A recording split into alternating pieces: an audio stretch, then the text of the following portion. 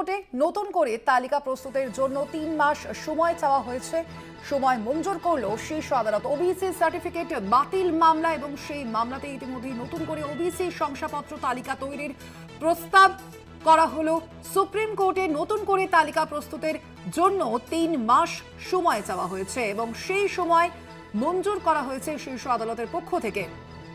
আরো বিস্তারিত জানবো, ফোন লাইনে রয়েছেন প্রতিনিধি পীযূষ কান্তি নাগ। পীযূষ দা, কি জানা যাচ্ছে এই মামলা সম্পর্কে? দেখো, ওবিসি সার্টিফিকেট বাতিল সংক্রান্ত মামলার শুনানি ছিল আজকে সুপ্রিম কোর্টে।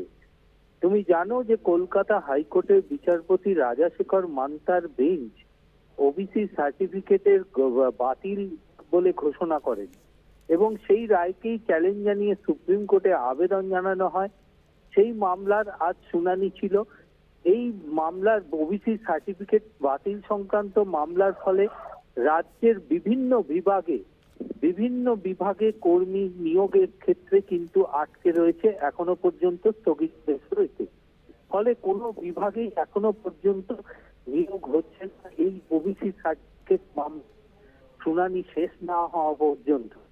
সুপ্রিম কোর্টে আজ আদার্স ব্যাকওয়ার্ড ক্লাসের পক্ষ থেকে, কমিশনের পক্ষ থেকে আবেদন জানানো হয় যে 3 মাস সময় ধার্য করা হয়েছে, সেই 3 মাসে তারা নতুন করে অ্যাপিল নেবেন, অর্থাৎ নতুন করে এই যে তালিকা, সেই তালিকা গঠন করা হবে, তার জন্য 3 মাস প্রয়োজন।